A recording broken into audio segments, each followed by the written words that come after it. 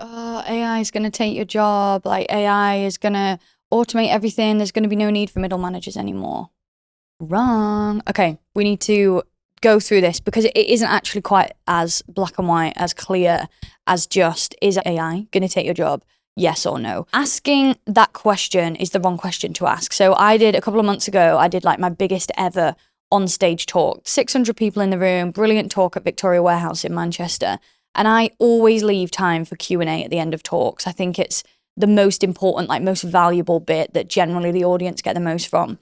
And there's no question that I won't answer, and I always love it. But more and more recently, I have been asked the question, whether it's on stage in the Q&A, as I was at this talk, or whether it's afterwards, because I always tend to hang around afterwards as well and tell people, if you want to come and ask me a question in private, please come over and ask me. I'm going to hang around and I'll make sure that I get to all of you. The question I've been asked more and more is AI going to replace us? Is it going to take our jobs? Is it going to kind of remove the need for middle managers? The response that I have to give is just, it's the wrong question to be asking. Is AI going to take our job as middle managers? The better question to be asking is, which parts of my job are completely pointless, that have always been completely pointless, but now they're even more pointless because there is something, aka AI, that is going to automate, speed up, and do it, 10 times as quicker and better as I can. And so which bits of the job is such a better question to ask? And I always come back to this idea that I believe there are two types of managers. So you've got your average middle manager and you've got an excellent leader. The average middle manager is someone who is information plumbing. What we mean by information plumbing is they're essentially moving information from one place to the other. So maybe they, meet with the SLT, the senior leadership team, every now and again. They understand like the vision for the business, the strategy, and they just move that information down to their team. Maybe they take reporting from the team, they get the numbers, they get the finances, they get what the team is struggling with, and they just push that back upwards. That is just information plumbing, being the person who's just moving information from one place to the other. And it's not to say that that is all pointless. I think that there is some like art to that and kind of holding people accountable in that. But that movement of information, and that includes, like just going to a meeting and then going to another meeting about that meeting and then building out a project plan for the next thing. And all of that stuff will be automated. And so those average middle managers who have relied upon this information plumbing to just be their entire value proposition, to be their entire like measurement of worth, are fucked, for lack of a better word, because AI is going to take all of that, give it 5 years, and all of that as human resource need will be gone. However, there is a whole nother side of leadership, because to me that isn't leadership. Okay, it's a bit of management. You've got a little bit of like movement in there. You've got a little bit of human interaction. But in order to be the type of leader who not only their job survives kind of the AI revolution, but also becomes the most valuable person inside their business throughout it, to the point where not only could AI not replace them, but we would never want it to because they're so valuable, is the leader who focuses on the things that I like to call really high level excellence in leadership, the system building, the human interaction, the running one-on-ones, the, understanding when a team member has started slacking or something's going slightly wrong, and they pick up on that and they go and have that difficult conversation. They pick up on when a meeting starts going astray and they're like, okay, guys, this is going a bit off topic. Like, let's come back to it, or let's figure out who's the quietest person in the room and ask them more questions. We know from a lot of recent studies that our team now trust direct managers far more than they trust senior leadership. And so culture is no longer kind of dictated from the top. We cannot anymore just kind of spell out these big, lofty core values, culture vision, and expect the team to put it into place. That's not how it works anymore. We now have to have managers in those middle manager roles who are trusted by their team, who the people that the team decide to like stay or not leave, whatever, with. If they're not brilliant, if they are not upholding this cultural excellence, this leadership excellence, they are at risk of being replaced. People don't quit companies, but they will quit their toxic situationship with a manager. So like when people run an exit interview, they very rarely say, the strategy deck that the senior leadership team showed us in Q3 was a bit crap and I didn't believe in it. They will very often say things like, my manager just didn't have my back. My manager took all the credit for my work. I didn't feel as though my manager was putting me forward for these opportunities. And in this episode, I'm actually going to give you some very specific ways that you can become AI proof. AI proof. So you can become like a really sturdy tent in the middle of a storm where the pegs have been put down strong, and it does not matter what level of AI your company invests in, brings in, you will not be someone who is let go. And the first thing we have to talk about here is that level of trust and respect. Trust and respect. The word respect, you will hear me say over and over again. We've spoke about already in an episode the difference between being liked and being respected, which is huge. If you are constantly working to be liked, you are likely going to be doing the things that AI can automate. What I mean by that is, if you're working to be liked, you're going to be jumping in to fix other people's problems. You're going to be not delivering the difficult feedback because you're worried about people's emotions. You're going to be, spending all of your time in meetings because it looks as though you're busy. It's like you don't have to say no to people in their precious meetings. If you are working to be liked, you really will fall into that high risk category. If you want to be AI proof, we have to build respect with our team. This is the human side of leadership, the hard side of leadership, that even if AI does catch up to this, it'll take decades. Because in order to build trust and respect, a human being has to make the very tough calls, the hard decisions, the decision to say, we're moving in this direction, even though it doesn't maybe have the biggest payoff in the immediate term, but it does have payoff in the long term. Or I'm going to deliver this difficult feedback to you, knowing that it may hurt your feelings right now, but I know you need to hear it in the future in order to grow. Some of the fastest ways to lose respect with your team is things like remove the human stuff. So I always say one of the fastest ways to lose respect is cancel a one-on-one. Like that one-on-one is such a precious, important time for your team member. You need to make sure that you protect that time for them. Even if you don't have time for it, even if you are struggling to find the time, that needs to be your priority. Every time you cancel one of those one-on-ones, you essentially send the signal to your team member that that's not important to you. You don't care about them. They may have been building themselves up to that one-on-one all week. They may have been thinking, I've got this thing to tell my manager and I'm a bit fearful of it. I'm a bit scared of it. But I've got this space and I've got this space that's ready.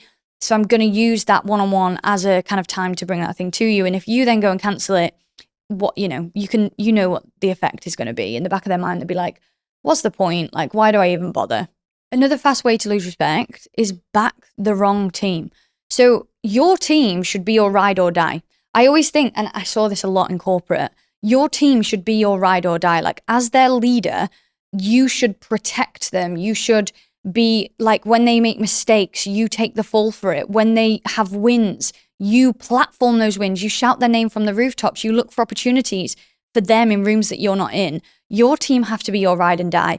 And if you back the wrong team, and what I mean by the wrong team is, you back the seniors, you back people above you instead, and you kind of say, oh, well, all I'm going to do is execute the vision of people above and kind of forget about the people who are inside my team. And don't get me wrong, sometimes like we have to, we've got visions to communicate. We have to, understand the strategy and relay it downwards, but we have to back our team. We have to, like I say, take the fall sometimes when they make mistakes, be willing to protect them. That is a really fast way to lose respect. And I think that's one way that you can become AI proof is to back your team, back the right team and build that respect with them. Another great way is just have those difficult conversations. We've covered this one, but that is having kind of like the human emotional intelligence ability to pick up on something that's difficult, negative attitude, difficult behavior, something that's impacting the rest of the team, and go and have a conversation about it. We're very far away from that being replaced. Like as someone who is building a piece of tech powered by AI, like Custard does the AI side of that, but it's never built to replace a manager. It's never built to replace that human intuition and judgment that you guys bring from your years of experience and understanding of your team.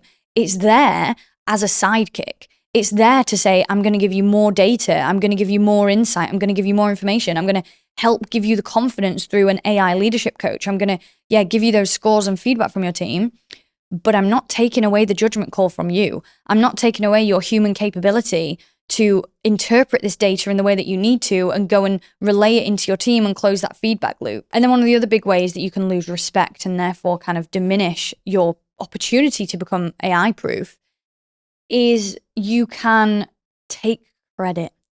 Taking credit for your team's work. Oh my God, I saw this so often. So when you become a manager, your value is no longer dictated by the value that you bring personally to the business. Your value is dictated by the value, the ROI that your team bring to the business, okay? And when we move into this kind of leadership excellence mode, what it means is we get to, it's almost like like a manager of a football team. You stand on the sidelines, you help them to see where their next move needs to be. You coach them through, you spot like opportunities for growth. You coach them through what they need to do next. But you're not the one scoring the goals. Like you're not the one, celebrating on screen on the pitch. You're just the one who's willing to take a step back and go, they did this, the team did this. Where I really struggle with a lot of leaders, and I think this happens a lot, I don't mean to be stereotypical, but it happens a lot with leaders who've been in the game for a long, long time and kind of stuck in their old ways a little bit, whereby they will just take credit. And sometimes it's not as clean cut as like, I did this thing, not you. Sometimes it's a bit more gray area, vague than that, in that the team will do something incredible. They'll go and write a LinkedIn post about how amazing they are in doing that thing. And I'm like, oh, spotlight the team. Like, just tell us, it's kind of like when people post, when people do like a wedding post. My wedding's in, oh my God, what is it? 2 weeks? Oh my God, that's crazy to say. My wedding is in 2 weeks. So this one is like a really relevant example for me. When people do a wedding post, when you see people post about their wedding, underneath you will see credit tags to everyone. Here's the photographer. Here's this vendor. Here's where the dress was made. Here's where the shoes are from. And the reason people do that is like, give the credit where credit's due. Help people, because you might get hundreds, thousands, whatever people seeing the photos of your wedding. If someone looks at it and goes, oh my God, I love those shoes. You didn't make the shoes. So just tag the person who made them. Spotlight other people. I promise there is enough success in the world for all of us. There is a huge abundance of success. We do not need to hide people away. I think a lot of kind of business owners, leaders, managers worry that with this, if they spotlight their team too much, they'll lose them. Like maybe if they spotlight them online, someone will come and poach their team. Or maybe if they spotlight them internally, they will get promoted above them. All this stuff, okay?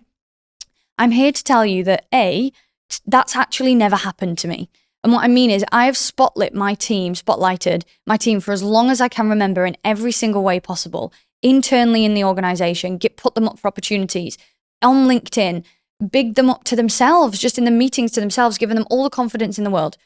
No one has ever left. No one has ever left, because when you work inside an organization like that, when you have a manager who truly cares, the last thing you're thinking about is, oh, I want to go and find another job. And this is one of my favorite stories. So Levi, someone from Louis Vuitton reached out to Levi, okay?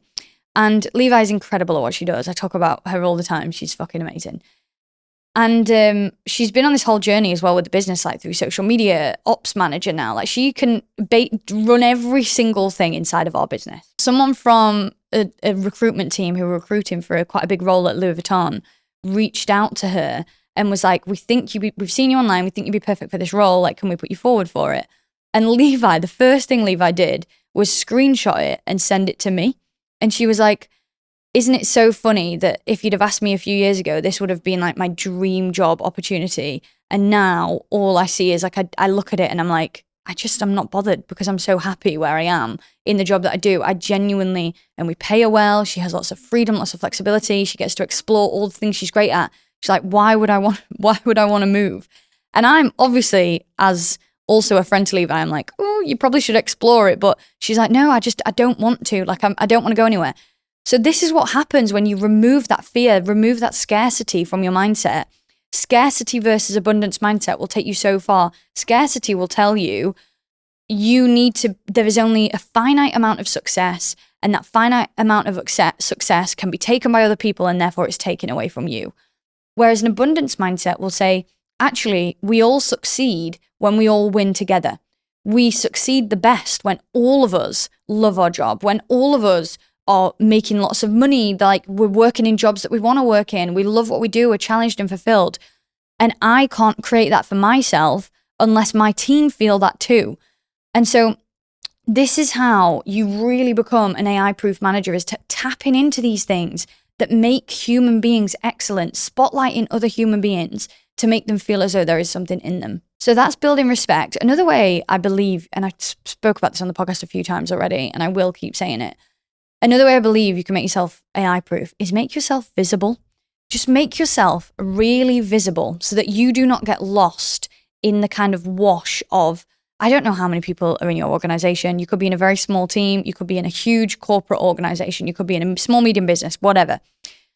As that business grows and gets bigger, it's harder and harder for the founder, the CEO, the senior leadership team to know who you are, know the value, the great work that you do, and the ROI that you bring to the business. Being visible just keeps you front of mind to those people. And when I say being visible, there's a few ways you can do it. You can be visible internally. Being visible internally, and I think Shah's really great at this. She does this at her work. Being visible internally is like just backing like the culture initiatives. You know, if there's like a team day or I don't know, something happening that the business has invested time and money into, just be excited about it. Be happy, be grateful for it. Put your best foot forward into it. Like take part. If there's a bake-off at work, we've done this before, and I remember clearly thinking, so we did like this charity bake thing where everyone brought in you could bring in anything you want, any cake, anything to bake. It could be savory. I did sausage rolls. And just throwing that in there, I did sausage rolls, and my sausage rolls are fucking brilliant, by the way. If ever, I'm not actually I got the recipe from my granny Audrey. It's got apples in it. The apples like melt when it's cooking and make this gorgeous like sticky sweetness. I swear, if ever you have the opportunity to come across my Grandma Audrey's sausage roll recipe made by either me or Ord, and they can be vegan as well. The vegan ones are equally as delicious.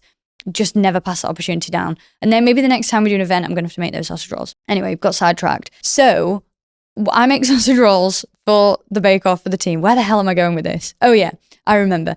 So I'm making sausage rolls, and when you run these kind of initiatives, it becomes very obvious who really can't be asked to get involved. And you may be listening to this, and you may be the kind of person that's like, but I just want to show up and do a good job and go home and get paid for it. Well, I don't know if this is the podcast for you, if that's the case. Like, we do have to, at some point in life, accept that if we want exceptional results, if you want to succeed in your career, you aren't just going to be able to be someone who turns up, gets paid, and goes home. And I'm not talking about the kind of like, put in loads of extra hours and burn yourself out. Nah, I've never really been that person. That's not me. But if you can't, I truly believe that the way you do anything is the way you do everything. And so if I have the opportunity to bring baking into work, I'm putting my hell for leather effort into that. And it's like, I don't know. I just remember seeing people who would turn up on that bake sale day and be like, oh, I forgot. Or like, oh, I just went to the shop and bought. I mean, that's better than nothing. Just went to the shop and bought something. But we were like, we're doing this for charity. We only do stuff like this like once every 6 months to get the team together, get everyone involved.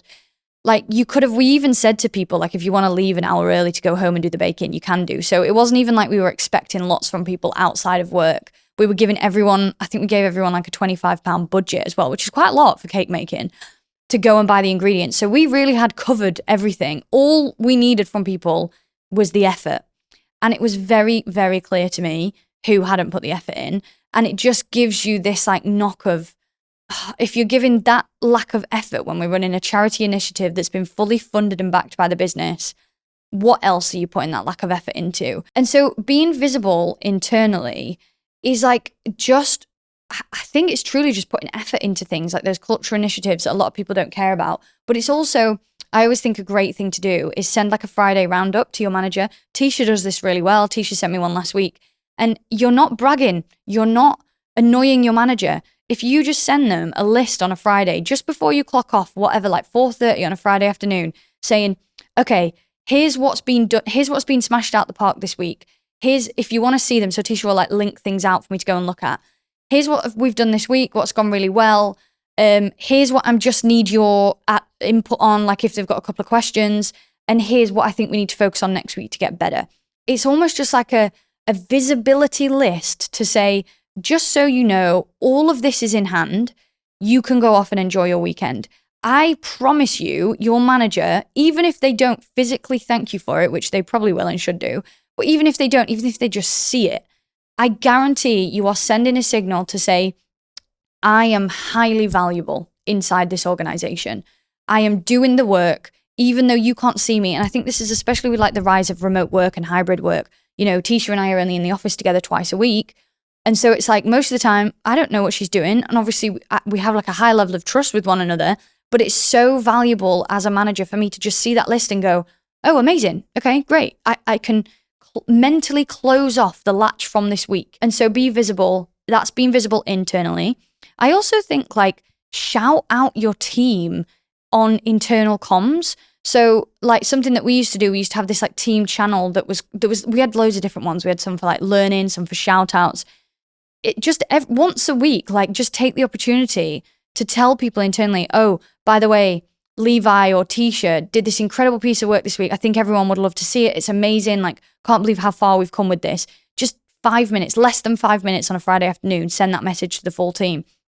Keeping you, your team visible and at the forefront of everyone's work and eyes. But then, of course, we have to talk about LinkedIn being externally visible. I have told you guys this a million one times, but like LinkedIn truly was a massive catalyst for me in my career. Posting on LinkedIn, just telling the stories of me and my team, talking about client stories. It brings ROI to the business in so many ways because you are visible internally in the organization. So it's like they get to see you. I always say that the CEO at Sage, Steve Hare, knew who I was because I was posting on LinkedIn. There is no way in a normal world he should have known my name or known who I was.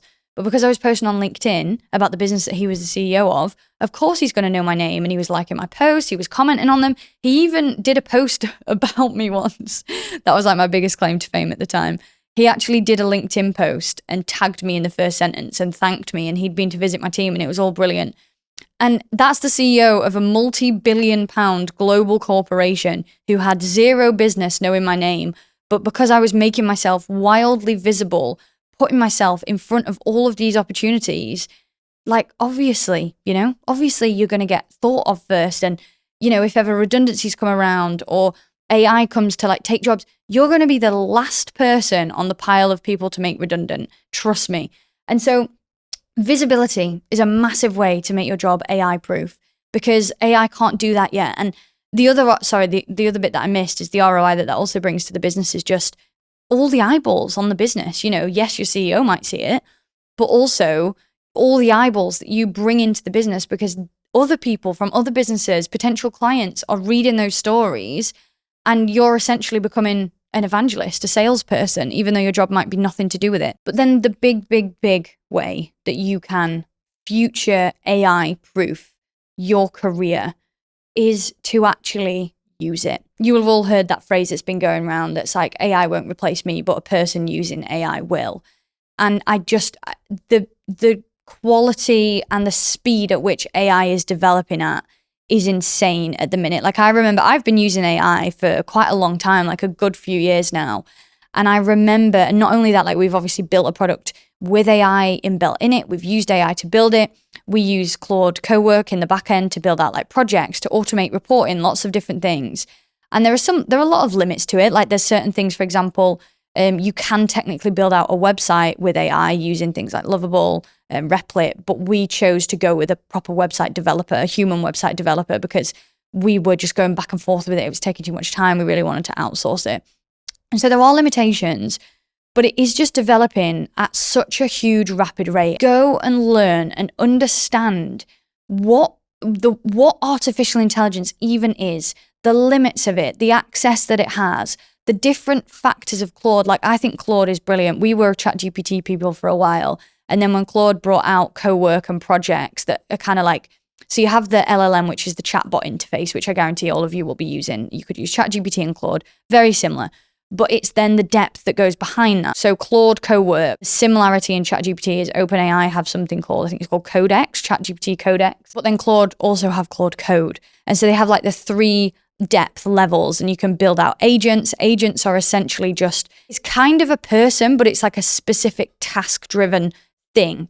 So for example, you would go into Claude Cowork, you would build out a project that would say like, every Monday morning, run this script, run this code that will pull certain numbers from certain places, whether it's hooked up to your social media, it's hooked up to your CRM system, all your reporting numbers, and drop that into Slack so that we get a full report at 9:10 on a Monday morning telling us exactly how we performed last week. And my advice is, instead of getting overwhelmed by, oh my God, there's so many things that I want to automate, there's so many different things that I want to do, just go and learn about it first. Like, I think you have to, in order to do it well, in order to build brilliant agents, in order to like automate things better and get your team doing the same, you do have to have a bit of a deeper understanding around how it works, what its limitations are. There's a brilliant book that I read recently called Weapons of Mass Confidence. And it essentially explains how AI is kind of closing something called a confidence gap, where a lot of women kind of lack confidence to go and do things. But because it now gives us all this information, it's helping to close that gap. And so we kind of have to buy into it and use it. And the other big reason why we chose to use Claude and Anthropic for building inside Custard and around Custard, and we use it day to day, is just they have much stronger morals. Now, we can't talk about AI without talking about the fact that, of course, there are a lot of difficulties that it brings to the human race, to the planet. And one of the big difficulties for me was that OpenAI, aka ChatGPT's umbrella company, essentially signed a contract with one of the like military defense weapon building contractors in the US to say that they were going to use their technology to create these weapons, to help these weapons get more precise. And it just left a very bad taste because OpenAI, before this, I think the contract was like £500 million. Before that contract came around, they had, it might be 500 billion. That sounds like more right. Before that contract came around, both OpenAI and Anthropic had these really clear terms that said we won't work with anything that's for like military products or defense building products. The contract came around and ChatGPT immediately changed their terms, whereas Anthropic, aka Claude, like stayed stuck and said, we're not taking this big high value contract because it goes against our kind of morals and terms. And as you know, guys, we've built Custard. Now, Custard is an AI piece of technology, but it's built to work with you. So it works alongside you and essentially takes all of the leadership kind of data that you need. So it'll take feedback from your team so that you get scores to understand how healthy your team are, all the different categories. So things like psychological safety, things like well-being, clarity and direction, feedback, and it will give you scores on how well you're performing on every one of those things as a manager. It will then suggest every week, it'll give you small actions of ways that you can improve, you can level up your cultural and leadership excellence inside your team. We also have an AI leadership coach in there called Geraldine, who is brilliant. She is our direct, cruel mistress, and she is incredible. She will just give you all the advice. It takes all of my frameworks. I've got scripts loaded in, one-on-one templates, delegation system, like absolutely everything that a manager would ever need is loaded into Custard. We then take your scores, use AI, give you actions, and the whole intention of the product is to build this culture of leadership and excellence using AI, but with you as the final judgment call. So we build Custard. It is for managers. It's built by managers like me for managers. The link is in the show notes. You do get a 14-day free trial. So it's no contract required. You can just go test it out. You can go get those scores. You can play around with the leadership coach.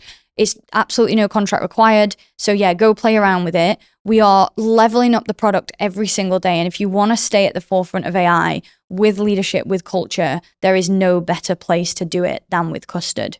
So thanks for tuning in today. This episode's been quite a fun, nuanced one to have, just as by way of a roundup, because I got some feedback a couple of episodes back. Someone said to me, can you do a roundup at the end of your episodes? Because obviously there's so much information. You just want like a quick whistle-stop tour of here's what we talked about, here's what to go and do. So, okay, so thanks for the feedback. Here is the roundup. If I can blooming remember, this is the problem with not scripting anything. It's great and it feels natural, but you have to like tap into the back of your brain.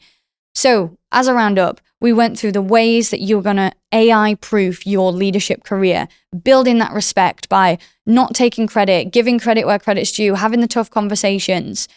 We also talk about being visible, making sure that you are internally visible, you are externally visible. And finally, that you are just using AI.